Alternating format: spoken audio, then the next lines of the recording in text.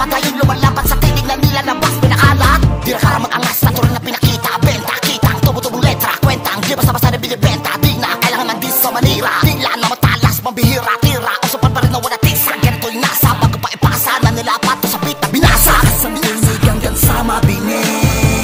Labas ang tinig na itinatabi.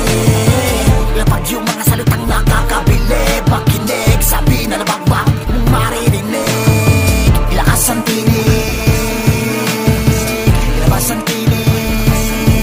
Ilakas ang tinig. Ilakas ang tinig. Ilakas ang tinig. Ilabas ang tinig. Ilakas ang tinig. Matagal na panahon na rin pala. Simula nang huli bumitaw ng mga bara na hindi maapula. Simula na maisali ko sa makabuluhan na lahat ng ginagawa ko para lang sa musika. Kaya di nyo na kumasisi kung bakit pa ko daw bibili na magpalakas ng magpalakas na papakita na hindi yun imposible. Para sa katulad ko na nangarap ng araw mababila sa magahuwar ang aking tinitigala. Mula pa manoon hindi ko kinukumpara aking sarili sa iba. Kaya hindi na bago sa akin madapa sa mga hamon. Kaya patuloy na bumabangon at ang maglaon. Mga pabaon sa akin na aral ay mas yumabong.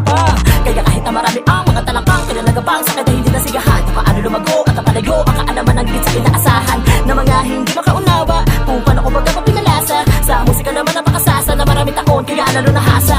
Ang bata na minsan yung minaliit ng mga panahon wala pang anihan. Yung bunga ng dating ilaw tuluyang nahinog na lahi sa kipag-akasam na mapabilang sa mga tinitingal lang tala.